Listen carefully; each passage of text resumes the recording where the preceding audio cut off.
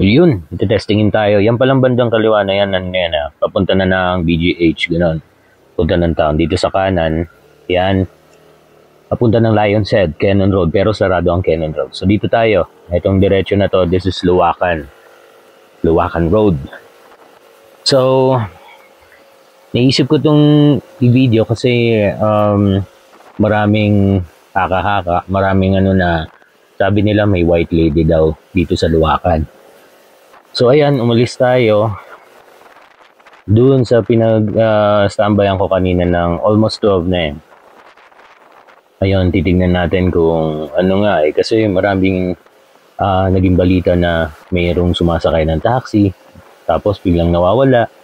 Meron yung kawork ko dati na tumalon sa taxi kasi bigla silang may kasama sa likuran ng taxi driver. Pero hindi naman nakita ng taxi driver, yun lang ka-work ko. Tapos sabi ng ibang mga nagmumotor, mararamdaman mo parang mabigat kahit wala kang angkas. Parang may nakasakay. Ganun ba? So ngayon, eto, titignan natin kung may sasakay sa atin or may makikita tayo. Pero sana wala. O, ayan. So, ito na, binabaybay ko ang Luwakan Road. Actually, maiksi lang tong Luwakan Road. Tama lang, dulo nitong Luwakan. Yun sa kabila kanina, yun ang Cam 7. Yung kabilang dulo nitong Luwakan Road, yun na yung sa town na yun banda, Engineers. So yun, nakita nyo Dito tayo ngayon. Muna tayong guidance sa church. Tapos nakita nyo ko na oras na almost 12, yung pinakita kong time. Dito sa bandang kanan niya ng Luwakan Airport. So diretso lang tayo.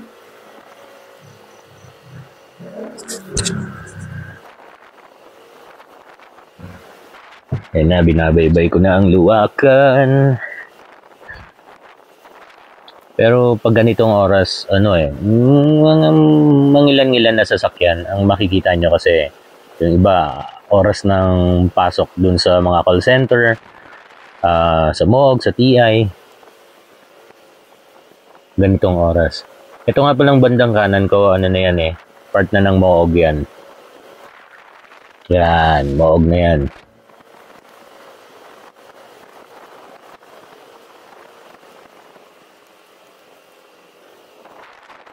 So, eto EPSA naman tong bandang kaliwa. Yung pasukan dyan, may pasukan dyan pa kanan. Yan na, unang-unang building EPSA, susunod Sitel, tapos TI or Texas Instruments, tapos pag nilagpas sa main TI, nandun naman ang TESDA. Tapos papuntang airport din, NCAS, NPMA.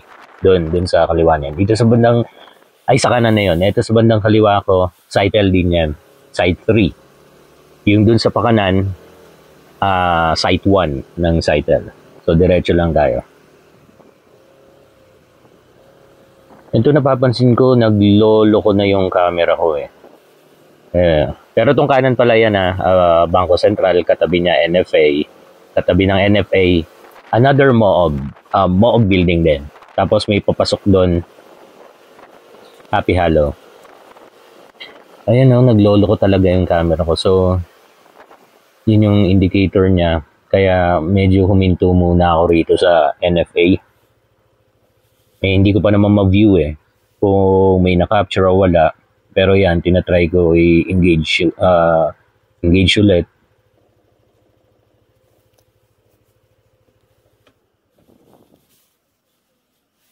Yan. So, yan, tingin ko nag-okay Kaya, ayan, dumiretso ulit tayo. Buti pala may na-capture.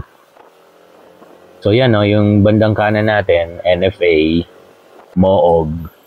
Tapos yung papasok dito sa right, may papasok na right that's Happy Hollow. Ayan MOOG building din yung kanan.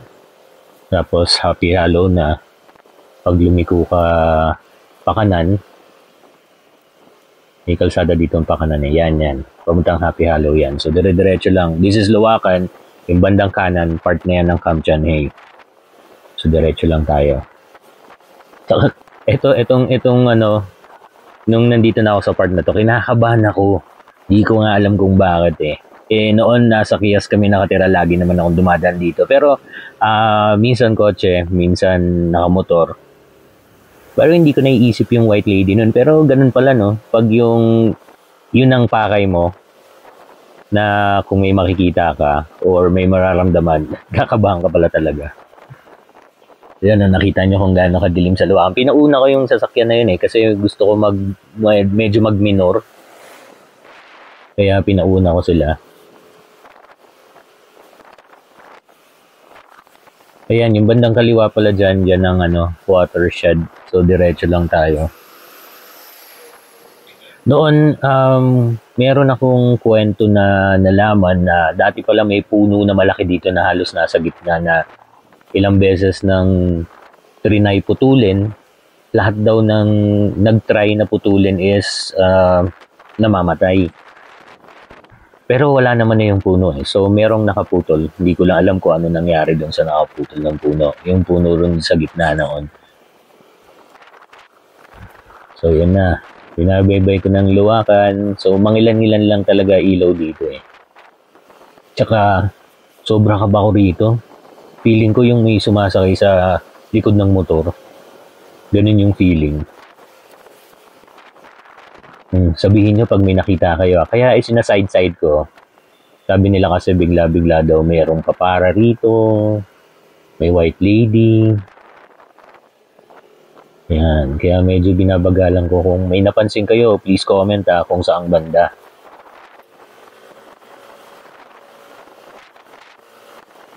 Kasi sa view ko, parang wala naman akong napapansin pa.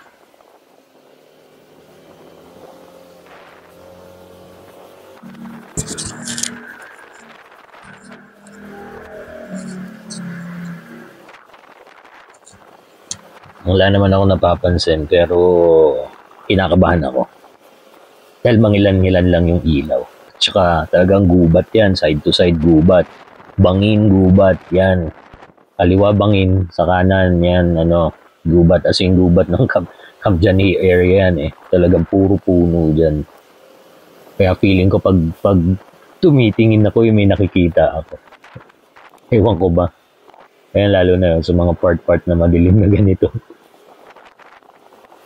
Ayan, ang dilim dyan, sobra.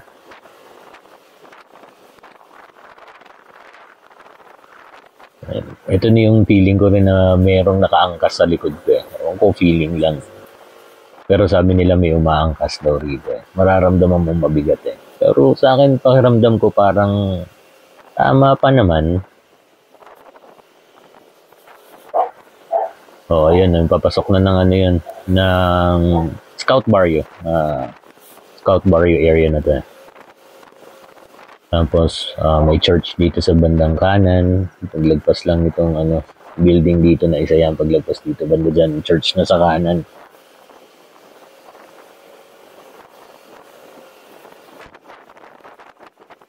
Iyan. So, ayan na yung church sa kanan. Tapos, pag kumaliwa ka dyan pababa, papuntang Hillside, Scholastica, papuntang Military Cutout.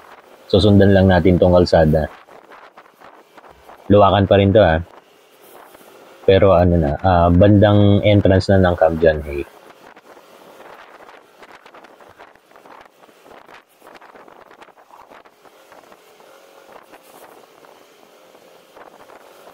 Yun, medyo nawala na yung kaba ko. Kanina talagang kinakabahan ako, sobra. Ayan, entrance ng Camp John Hay, dyan sa kanan. Tapos dito banda, yun naman yung exit. Luwakan exit yun. Kasi dun sa kabilang side, kung napanood niyo yung isang video ko, yung pinasukan ko ron, South Drive naman yun. Na entrance exit. Pwede ron. Yan, sa kanan, exit yan. Yan, medyo pumapaspas na ako rito eh. Kasi tumakas lang ako sa bahay. Sabi ko, bibili lang ako. Papunta na pala ako rito. Gulat na lang sila pag napanood nila yung video. Madilim din dito sa part na to eh. Kaya kung mag-overtake kayo at gabi, ingat lang kayo. May mga blind corners dito. Yan, katulad nito, isa. Blind yan. Mga sharp curve, tsaka blind spot.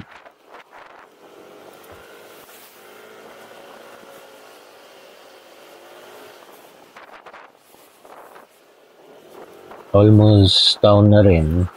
Lapit na tayo sa Rotonda.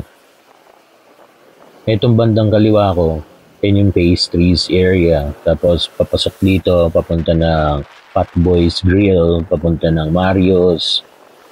Yan, sa bandang kaliwa, Mario's. And then, ayan na, Nevada Square sa kaliwa at yung Lafayette na 5-star building. So, ito na tayo sa Rotonda. Pag kumanan ka, South Drive, papunta ng Camp John Hayden Mansion. Doon. Pag inner left na yon, military cutoff. Dito tayo sa diretso, syempre. Ayan, yung bandang kanan, yan ang sikat na Grumpy Joe. Diretso lang tayo. Makikita nyo rito, may Caltex sa kanan. Tapos, merong Jollibee. So, ano na to Engineer CO. Sa likod ng Jollibee, yun ang Victory Liner. Yan, pwede kang pumasok dito.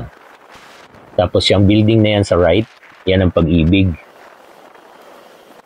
Sabi sa inyo, Baguio pa ikot-ikot lang eh. Tapos pag bandang kanan ka, kumanang ka ron, yan ang NBI, DIR, pabuntang El Cielito Hotel. Tapos dito lang tayo. Ito SM exit na to. Yan na yung ano niya. Hanggang dito na lang tayo. So, tignan natin kung may nakita nga o na-capture.